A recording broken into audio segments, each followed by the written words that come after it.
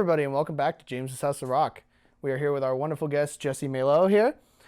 Hello, welcome. And we might as well just hop straight into the interview.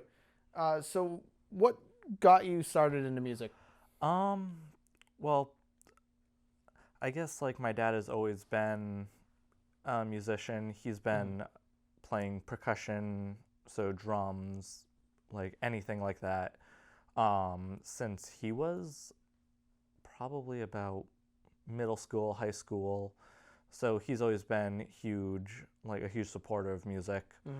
Um, Other than that, just listening to music, seeing performances, I've always kind of just had interest in it. That's fair. What kind of like stuff did your dad do for percussion? Um, he plays a lot with like congas, bongos, rain sticks, so a lot of just hand percussion. Yeah, that's pretty cool. So, you told me earlier that violin is your instrument of choice. Oh yeah. Why the violin? So when I was in third grade, I was choosing an instrument to try Okay. because that's when our school started instruments, and I wanted to play the cello, Okay. and my mom said as a joke, and very much a joke to her, hey, it's going to be too big to take on the bus. So I thought about it, and me being a third grader said, okay, I'll play the violin instead. I mean, that's completely fair. Yeah. Yeah. And then I didn't remember this until she told me years later and said, this is why you started violin. And I'm just thinking, oh. I mean, the fun thing is though, is if you had taken cello, you could have used it as like a way to just clear the halls, because that's how I used to use my alto sax. Just in that case, it was just a good old like hold it out in front of you, and nobody's in your way. Yeah, but at that point, I'd rather not like risk breaking the neck. Yeah. And metal hurts a lot more than just a piece of wood. Fair enough. So again, one of the other things you had mentioned to me is that you played violin for a couple of years, and then something made you almost quit. What was that? That was 8th grade into freshman year of high school. I just wasn't seeing much joy in anything. That's when mental health issues started settling in, and I was just like, I don't want to do anything I used to do. Which, Yeah. teenagers Yeah. also could have been part of that, just kind of being like, I don't know what I want to do with myself. Of course. Yeah. So then what made you come back? I mentioned to my orchestra conductor that I wasn't enjoying it as much. I was just not having a good time. And he told me that musicians are going to encounter that. Yeah. There are going to be times where you just don't see a point in it. But at the end of the day, when you make progress, when you perform and have the enjoyment there, that's really what's going to drive you. So I stuck it out the rest of the year. I was also talking to my violin teacher at the time about it, and he also was very encouraging, just kind of like, stick with it. Yeah. Because you never know what it's going to do, where it's going to take you. I mean, that's a really good message to have. Yeah. So I'm gonna ask the question here first. You mentioned something called Junior Festival. What is Junior Festival? So it was part of the Central District's music festival. It's an audition process. Okay. Where you prepare a piece for a couple months and then perform it in front of judges. Okay. They select certain sections and then scales and sight reading for you to do, and they then give you a score. They score like sometimes out of 10, sometimes out of 5 different aspects of music, like dynamics, musicianship, things like that. And they take the top so many, and you get in and get to play as part of an orchestra. That's pretty cool. That then performs at the end of like the semester. And there are 3 or 4 rehearsals that last a couple hours, and then you put up, bleh, you put on a performance. So what was that experience like? What did you play first off for your audition? It was a Friedrich Seitz violin concerto. It was, I can't remember which one it was, but I had to prepare the first movement, first couple pages of it, and had no idea which sections they were going to pick. But I think they picked the opening and then some parts at the end to kind of like show, oh, you can do the like opening to set the mood, and then you can finish strong. You can finish it off, yeah. That, I mean, those are the two most important parts. That makes sense. Yeah, that's what you really remember, the beginning and the end of a piece, rather than everything going on in the middle. Fair enough. Yeah, I can imagine like that. You'd mentioned so many like rehearsals and stuff like that. That must get like grueling after a while. Does it not?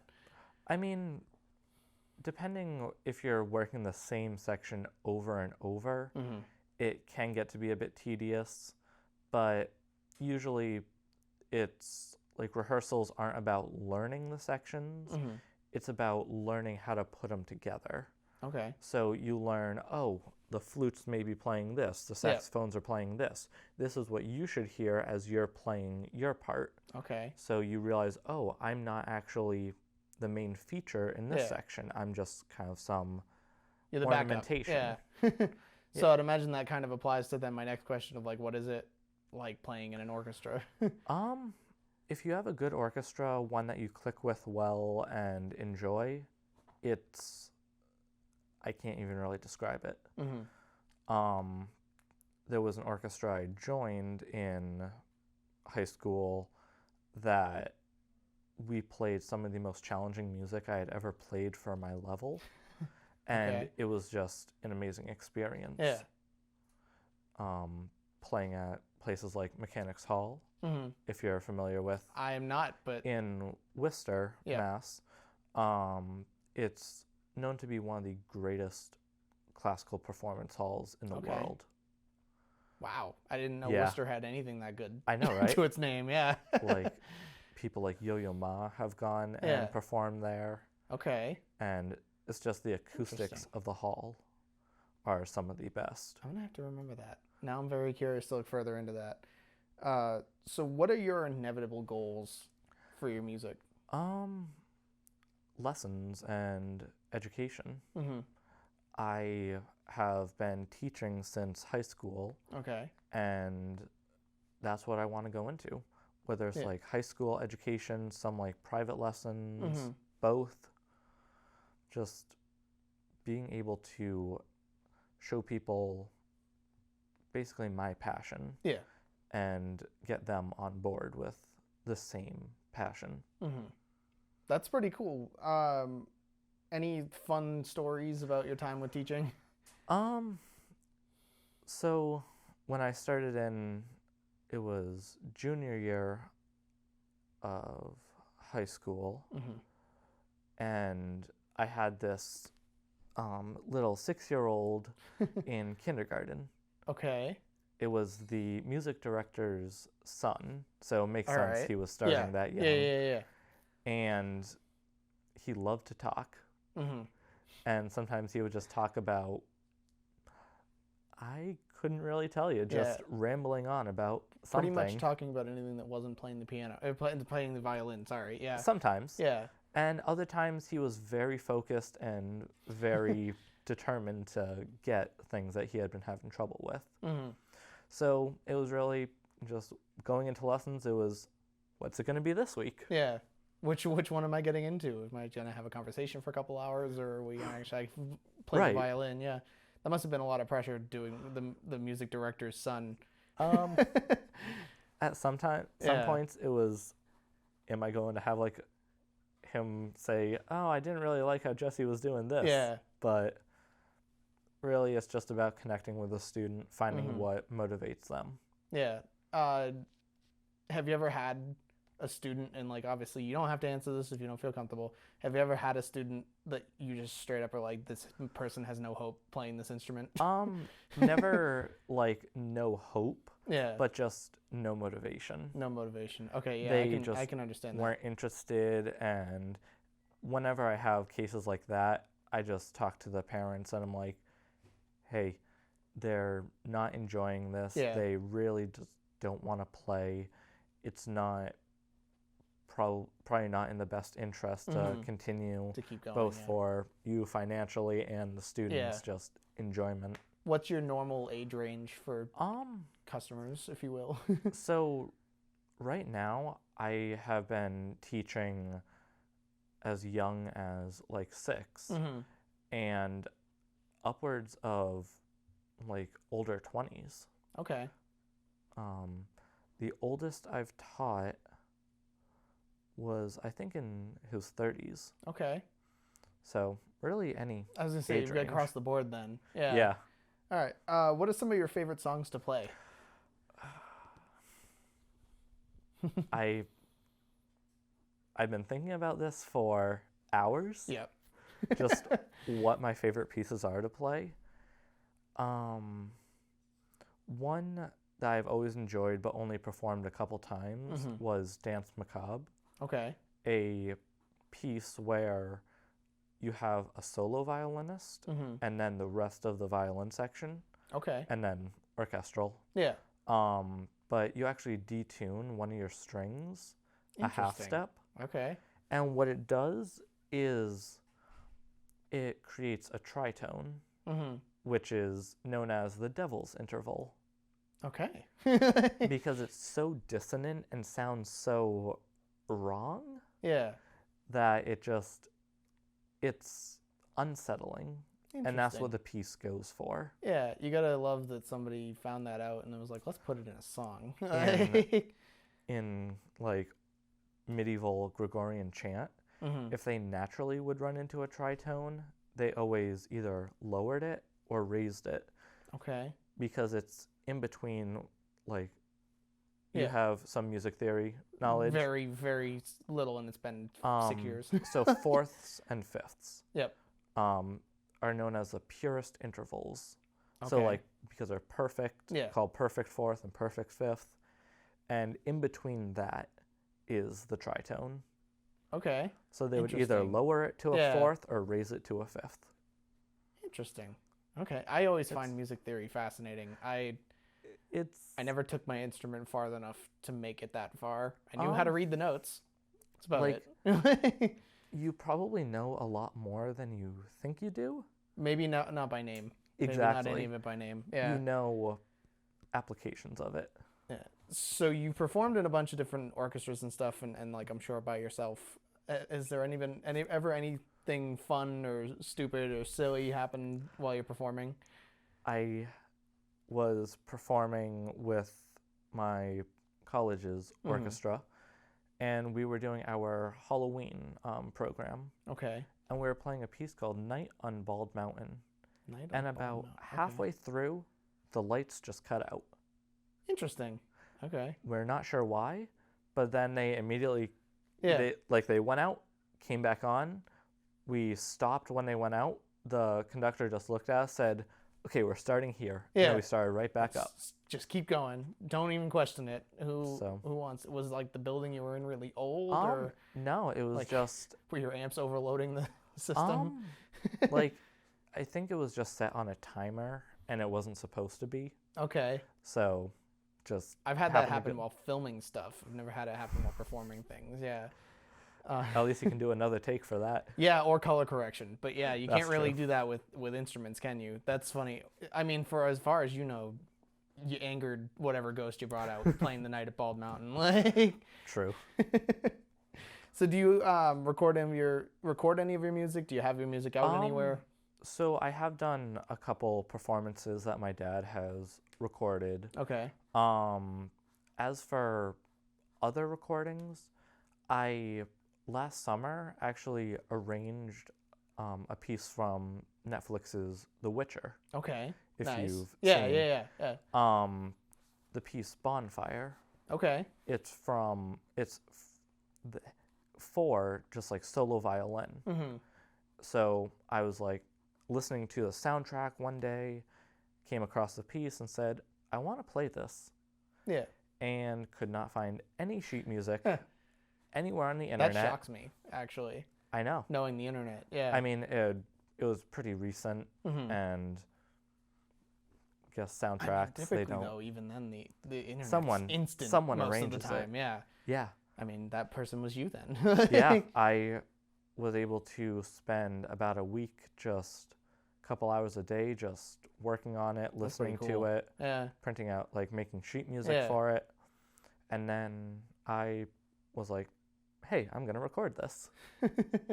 Is it out anywhere to the public? I have it, actually, I've just posted it to my Facebook Okay. Yeah. profile.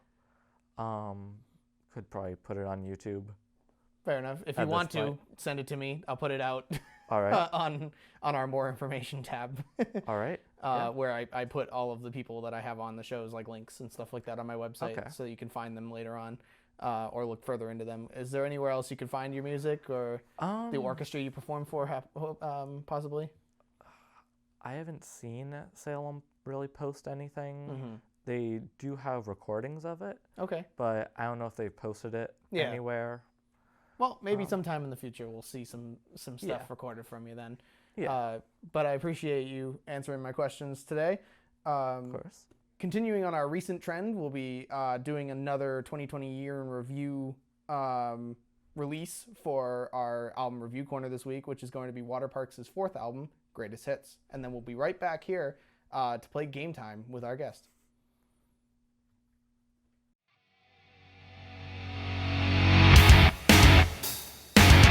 Hello, everybody, and welcome back to Album Review Corner. Today we'll be doing another 2020 retrospective with Waterparks' fourth album, Greatest Hits. Now, right off the bat, I want to start with the idea that I absolutely hate the name.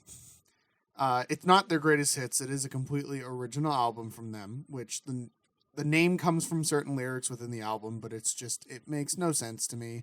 And like, I was super confused the first time I saw it until I understood what it was. And I don't know. I just feel like there are better names even within the lyrics within the album that they could have gone with, other than calling it their greatest hits, even though it's a completely original album.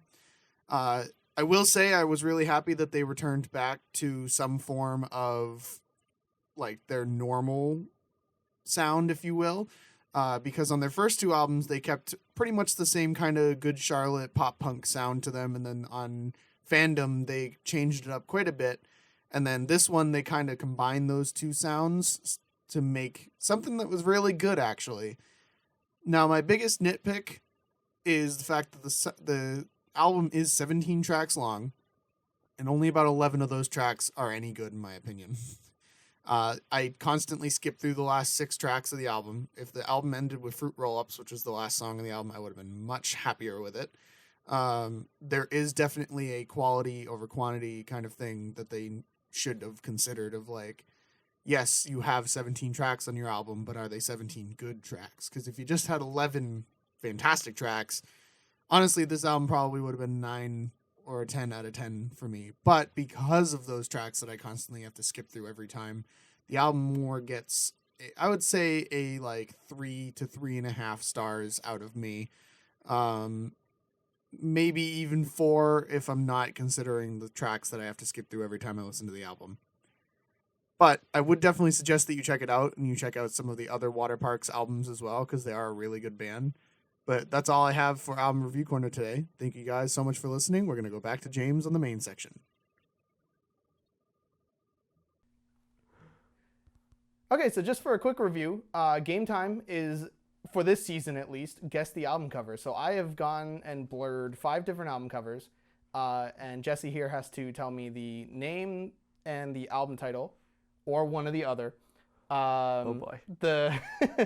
The giving me both gives you a full point. Giving me one or the other is a half point. So last week's guest was the first to play it. He got 2.5 points. I've tried to make them as general as possible. So we'll see how you do. Varys, we are ready for the graphics if you are. Let's throw up the first one. And you can take your time, but let me know when you think you don't know it. Let's see.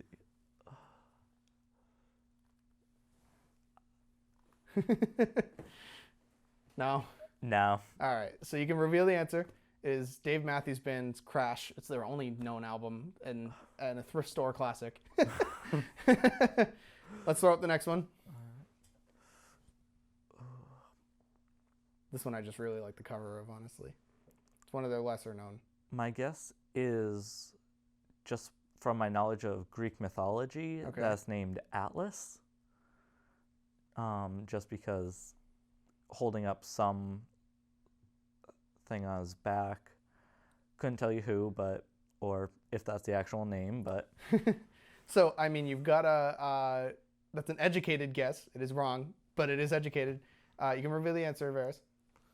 It is Van Halen's 5150, which I know is one of their lesser known albums, but it's still, I feel like, an iconic enough cover for the most part. I know guests are going to vary wildly on their experience here, so don't feel too bad. Because I know I'm inviting people from all sorts of genres and stuff. You can do the next one.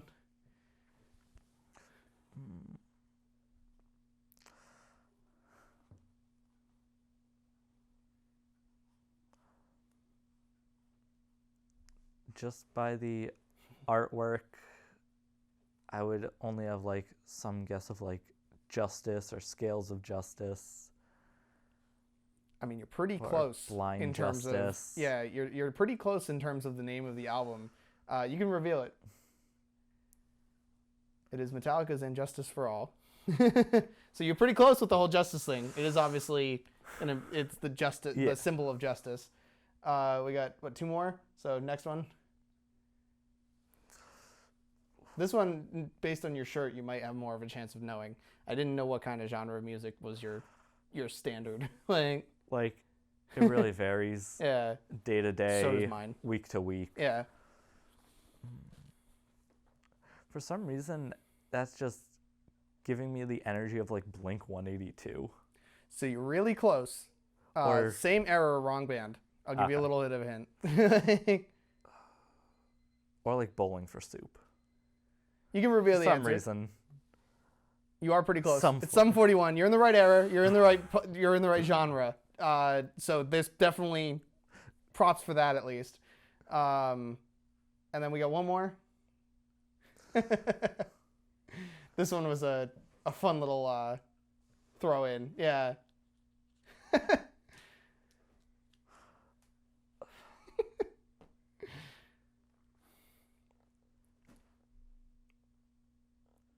Man, I've been listening to like soundtracks lately. I yeah, got that's no all right. idea. You can reveal the answer, Varys. It is Britney Spears' One More Time. It's a breakup. We listened to the song yesterday. Nice. That's okay. So you might have a second chance in a future episode. You've walked away with at least some good guesses. How about that? You didn't walk away with nothing here. My intention is to have a rematch episode sometime later in the season. We'll see how the rest of the guests do. But thank you for participating in the game at least. And now that the game time is over, it is time we head to Artist Spotlight, which for today is going to be pop punk band Hey Violet. And then we'll be right back for the outro.